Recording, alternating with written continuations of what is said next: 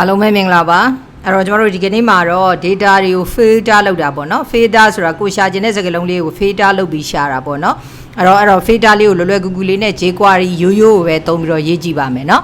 အဲ့တော့ JQuery မှာဆိုရင်ကျွန်မအရင် video lecture တွေမှာပြောခဲ့ပူပါတယ်အဲ့တော့ JQuery မှာဆိုလို့ရှိရင်သူ့မှာသုံးမဲ့ method တွေပေါ့အဲ့တော့ JQuery method တွေခဏထားကျွန်တော်တို့ JavaScript ရဲ့ method တွေရှိတယ်ဘာလဲဆိုရင်အသေးစလုံးကိုပြောင်းခြင်းတယ်ဆိုရှားတယ်ဆိုရင်အသေးနဲ့ကြီးလို့အသေးနဲ့ကြီးနဲ့မတူလို့မတွေ့တာတို့စသဖြင့်ဒီလိုလေးတွေဖြစ်နိုင်တာပေါ့နော်အဲ့တော့အဲ့လိုမဖြစ်အောင်ကျွန်တော်တို့ကအသေးဖြစ်ဖြစ်သို့မဟုတ်အကြီးဖြစ်ဖြစ်ပြောင်းပြီးရှာမယ် to lower case to upper case စသဖြင့်ပြောင်းပြီးရှာမယ်အဲ့တော့အဲ့ဒီ method ကိုသုံးပါမယ်နောက်တစ်ခုကကြာရှာတယ်ဆိုရင် index of နဲ့ရှာလို့ရတယ်မတွေ့ဘူးဆိုရင် तू က minus ဖြစ်မှာပေါ့နော်တွေ့တယ်ဆိုရင်တွေ့တဲ့အခန်းနံပါတ်ဖြစ်ပါမယ်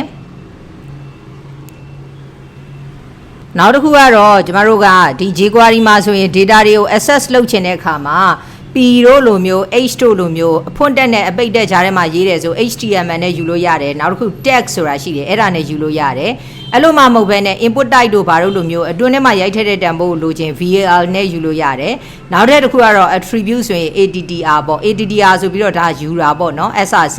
ဥပမာအနေနဲ့ဆိုရင် ATTR SRC ဆိုရင်အဲ့ဒီ SRC တွေရဲ့တန်ဖိုးရမှာပေါ့သွားထည့်ခြင်းရောသွားထည့်ခြင်းနဲ့ဆိုရင် ATTR ရှေ့က attributes နဲ့နောက်ကထည့်ခြင်းတဲ့တန်ဖိုးဒီလိုမျိုးသွားထည့်လိုက်လို့ရပါတယ်အဲ့တော့ဒီနေရာမှာ HTML ရှိမယ် text ရှိမယ်နောက်တစ်ခုက input type တို့ဘာလို့မှရိုက်ထည့်တဲ့တန်ဖိုးကိုလိုချင် value အဖွင့်တက်နဲ့အပိတ်တက်ခြားထဲမှာရှိတဲ့တန်ဖိုးတွေကိုလိုချင် .text เนาะ .html အကုန်လုံးလိုချင်တော့ html ပေါ့လေเนาะအဲ့လိုယူလို့ရပါတယ်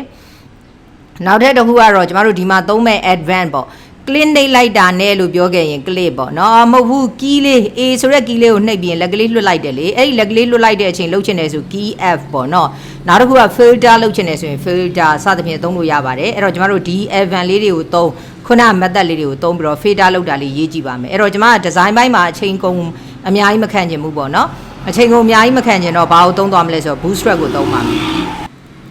ကဲဟုတ်ပြီအဲ့တော့ကျမတို့ထုံးစံအတိုင်းဒီထဲမှာ project အသစ်တစ်ခုလုပ်ချင်တာဆိုတော့ project အသစ်တစ်ခုစောက်လိုက်မယ်ဘာလဲဆိုတော့ filtering data ဆိုတဲ့ project ပေါ့နော် filtering data ဟုတ်ပြီအဲ့တော့အဲ့ထဲမှာကျမက CSS ကိုတော့မရေးတော့ဘူးအရင် video lecture တွေမှာတော့က CSS နဲ့ရေးပြခဲ့တယ်ဒီ video lecture မှာတော့ကျမတို့ bootstrap ကိုသုံးပြီးတော့ပဲအလှဆင်လိုက်တော့မယ်နော်အဲ့တော့ဒီမှာ JavaScript file ရှိမယ်ဒီနှစ် file ပဲရှိတော့မှာပေါ့နော် CSS ကိုကျမရေးမနေတော့ဘူးအဲ့တော့ဒါလုပ်မယ်လုပ်ပြီးသွားတဲ့အခါကျတော့ဆိုကြပါစို့ search ပေါ့ဆိုကြပါစို့ data ပေါ့နော်အဲ့ဒါပြီးသွားတော့ကျမတို့နောက်တစ်ခု JavaScript နဲ့ချိန်ပါဦးကဲဟုတ်ပြီအဲ့တော့ JavaScript နဲ့ချိန်မယ်ဆိုတော့ကျမတို့ထုံးစံအတိုင်း script ပေါ့နော်အဲ့တော့ဒီမှာဆိုရင် SRC ဘယ်သူနဲ့ချိန်ပါလဲဆိုရင် app.js ဒါကျမတို့သိပြီးသားเนาะပြီးသွားတဲ့အခါကျတော့ကျမတို့ကဒီထဲမှာ bootstrap နဲ့ချိန်ချင်တာအဲ့တော့ bootstrap နဲ့ချိန်ချင်တာဆိုတော့ဒီထဲကိုသွားမယ်နော် bootstrap နဲ့ JQuery နဲ့ကိုသုံးရေးမယ်ဆိုတော့ဒီမှာ JQuery ရိုက်ရှာလိုက်မယ်နော်အဲ့တော့ JQuery ဒီထဲကိုဝင်မယ်အဲ့တော့ bootstrap ထဲကိုဝင်မယ်ဆိုတော့လေ get bootstrap နော်အဲ့ထဲကိုဝင်လိုက်မယ်ဟုတ်ပြီ JQuery ရဲ့ကျမတို့ယူနေကြအတိုင်းပဲ download အောက်ကနေပြီးတော့နော်အဲ့တော့ JQuery နဲ့ချိန်ချင်တယ်ဆို download အောက်ကနေပြီးတော့ Google CDN အဲ့ထဲကနေယူလိုက်မယ်အဲ့တော့ bootstrap ကျတော့ဒီ document နဲ့ကိုသွားလိုက်မယ် document နဲ့ကိုသွားပြီးတော့ကျမတို့ link ချိန်ချင်တယ်ဆိုရင်ဒီမှာသူ့ထဲမှာ link ချိန်ထားတဲ့နမူနာရှိပါတယ်sorry အဲ့တော့ link ချိန်ထားတဲ့နမူနာရှိပါတယ်ဒီမှာ link ဆိုပြီးတော့เนาะအဲ့တော့အဲ့ဒီဟာလေးကို sorry ကျွန်မဟိုကတ်နေတယ် mouse ကတ်နေ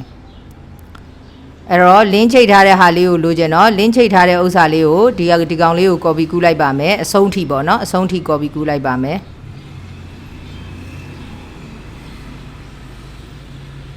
ရပြီเนาะအဲ့တော့ဒီကောင်လေးကို copy ကူးမယ် copy ကူးပြီးတော့ဒါက bootstrap နဲ့ချိန်တာเนาะအဲ့တော့ bootstrap နဲ့ချိန်ပြီးသွားပြီbootstrap နဲ့ချိန်ပြီးသွားတဲ့အခါကျတော့တခါဘာနဲ့ချိန်မလဲဆိုတော့ JQuery နဲ့ချိန်မှာဆိုတော့ JQuery ရဲ့ဒီ JQuery version ပေါ့အပေါ်နောက်ဆုံး version ပေါ့เนาะအဲ့ကောင်လေးကို copy ကူးလိုက်မယ်အဲ့တော့ကျမတို့ JQuery နဲ့ချိန်ချင်တာဖြစ်တဲ့အတွက်ကြောင့်မလို့ JQuery နဲ့ချိန်လိုက်မယ်ကဲကျမတို့ဒီထီတော့ရသွားပြီเนาะအဲ့တော့ဒီထီတော့ရသွားပြီအဲ့တော့ table တွေကနေ data တွေကို filter လုပ်ချင်တာအဲ့တော့အတွင်းနဲ့နည်းနည်းလေးဝင်ပြီးပေါ်ချင်တာဆိုတဲ့အတွက်ကြောင့်မလို့ကျမနေပြီးတော့ဆိုကြပါစို့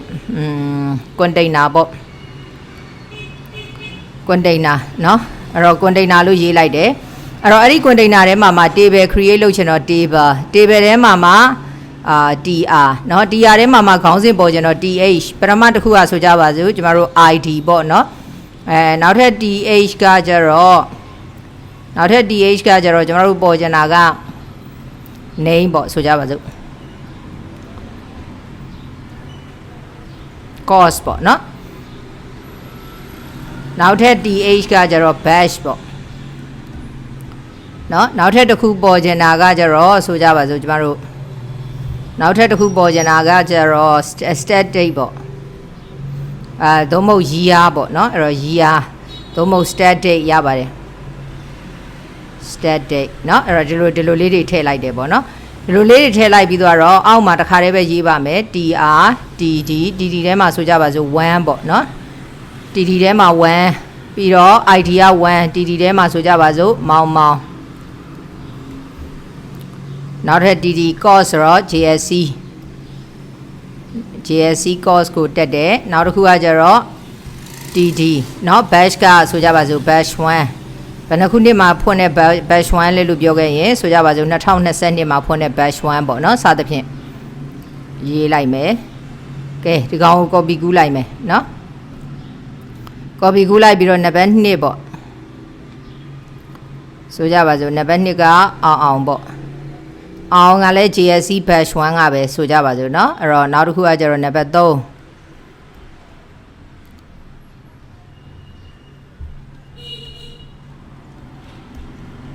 3စုပေါ့စုတက်တာကြတော့ဆိုကြပါစို့ web design ပေါ့เนาะ web design batch 1 2022မှာဆိုကြပါစို့သူတက်တာက2023ဆိုကြပါစို့เนาะအဲ့တော့နောက်ထပ်တစ်ယောက်လောက်ထပ်ထည့်လိုက်ပါမယ်နောက်ထပ်တစ်ယောက်လောက်4ပေါ့เนาะ4ကဆိုကြပါစို့ AA ပေါ့เนาะ AA ကတက်တာက web developmentအပေါ်အောက်စာ web design เนาะအဲ့တော့ဒါက web development 2023 batch 2ပေါ့เนาะ batch 2ကဲဆိုကြပါစို့နောက်တစ်ယောက်ဆိုတော့နံပါတ်5ပေါ့เนาะနံပါတ်5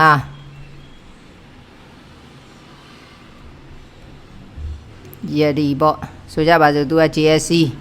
batch 1 2023ဒီလိုတက်တယ်ပေါ့ကဲဟုတ်ပြီအဲ့တော့ဒီထိတော့ပြီးသွား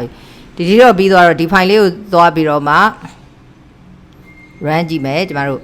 go live server အဲ့တော့ဒီလိုပုံစံမျိုးလေးပေါ်နေတယ်မလှဘူးအဲ့တော့လှအောင်လှဆင်ကြည့်ပါမယ်လှဆင်ကြည့်မယ်ဆိုတော့ကျမတို့သိတဲ့အတိုင်းပဲဒါ bootstrap တည်ပြီးသားဖြစ်ပါမယ်เนาะအဲ့တော့ bootstrap မှာဆိုရင် table ပုံစံပေါ်ခြင်း table အဲ့တော့ table လို့သုံးလိုက်တာနဲ့တပြိုင်နက်တည်းဒီမှာဒီလိုပုံစံမျိုးလေးပေါ်သွားပြီဒီထိရပြီအဲ့တော့ဒီထိရပြီဆိုတာနဲ့ကျမကဘာလုပ်ချင်လဲဆိုတော့ဒီ container သူ့ရဲ့ container ကိုမသုံးချင်ဘူးကျမလုပ်မယ်အဲ့တော့ my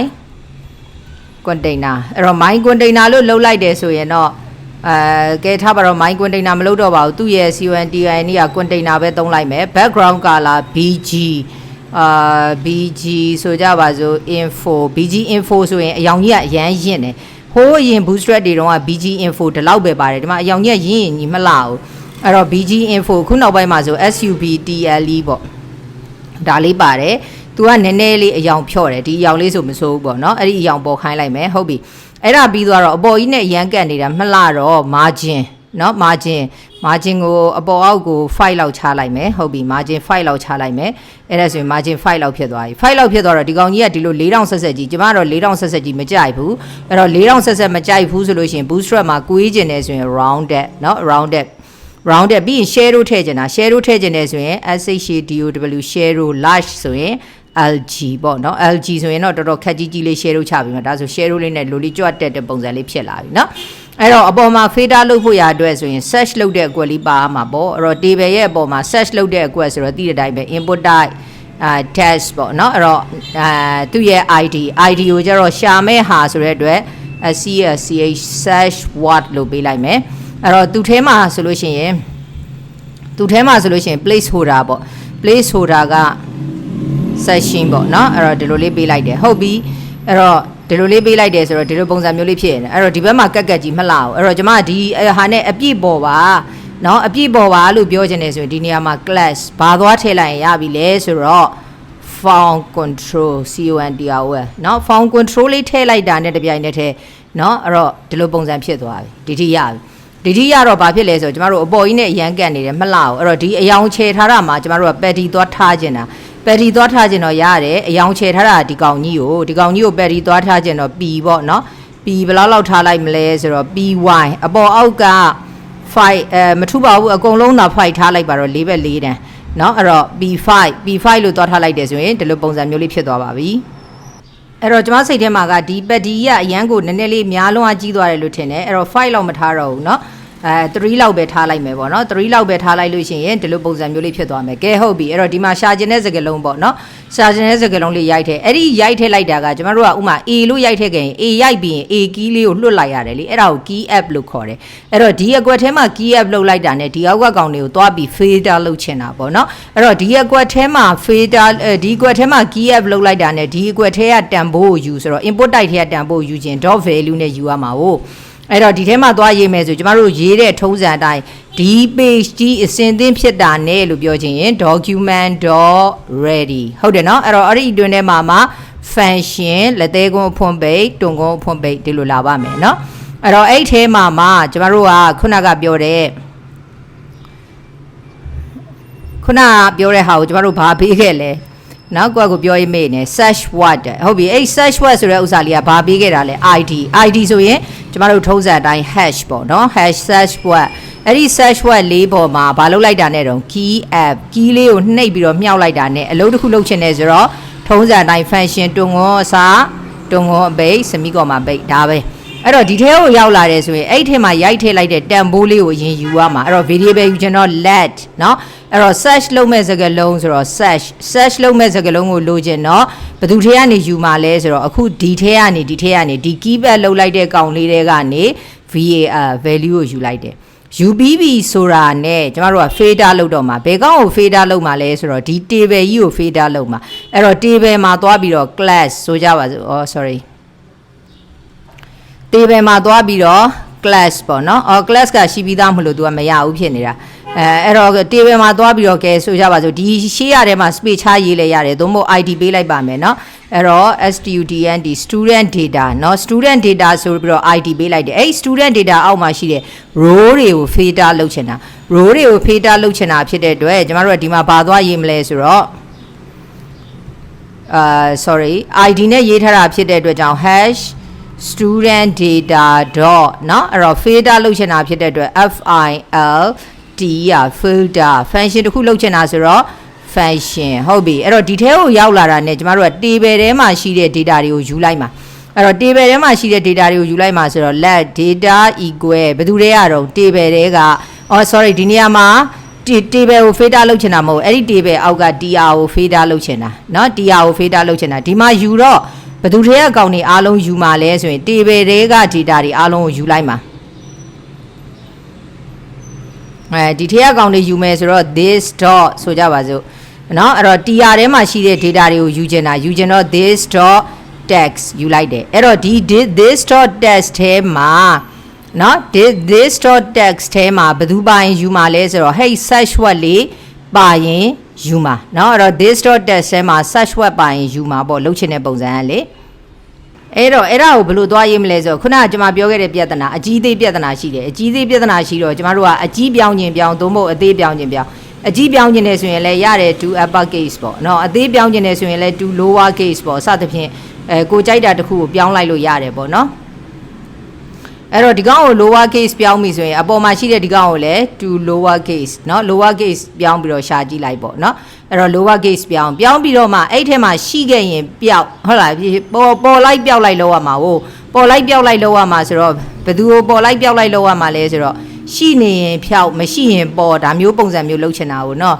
အဲ့တော့လှုပ်ချင်တော့ဒီလိုရေးလိုက်လို့ရတယ်ဒီကောင်ကြီးကိုပြန်မကူတော့ဘဲနဲ့ဒီကောင်ကို fader လုပ်မှာဆိုတော့ဒီကောင်ကိုနော်အဲ့တော့ toggle ဆိုတာ height နဲ့ show နဲ့height နဲ့ show နဲ့height ဖြစ်နေရင် show ဖြစ်နေရင် height toggle ပေါ့နော် toggle လုပ်မယ်ဘယ်ချိန်မှာ toggle လုပ်မှာလဲဆိုတော့ data ထဲမှာ index of ဘယ်သူရဲ့တန်ဖိုးလဲဆိုတော့ရှာခြင်းနဲ့တန်ဖိုးလေးကသာရှာခြင်းနဲ့တန်ဖိုးမပါရင် minus ဖြစ်မှာဆိုတော့minus 1ထဲကြီးခဲ့တယ်ဆိုလို့ရှိရင် fader လုပ်မယ်ဒါလေးရေးလိုက်တယ်အဲ့တော့အလုံးလုံးမလို့ကျမတို့သွားစမ်းကြည့်ပါမယ် JSC ဒီမှာဆိုရင် JSC တွေပေါ်လာပြီပြန်ဖြတ်နော်အဲ့တော့ဆိုကြပါစို့ပြန်ပေါ်လာပြီမောင်းဆိုရင်ဒီမှာမောင်းကြီးပါတဲ့ကောင်ဆိုကြီးပါတဲ့ကောင်23ဆို23ပါတယ်2023ပါတဲ့ကောင်နော်အဲ့တော့S ဆိုကြပါစို့ A ဆိုရင် A ပါတဲ့ကောင်ဒီမှာအောင် AA ယတိအသေးကြီးအကုန်စစ်သွားတယ်ဒါပါပဲเนาะအဲ့တော့ fader လောက်တာလေးကလွယ်လွယ်လေးပါကျေးဇူးတင်ပါတယ်ကျမတို့နောက်ဗီဒီယိုလက်ချာတွေမှာပဲတွေ့ကြပါဦးမယ်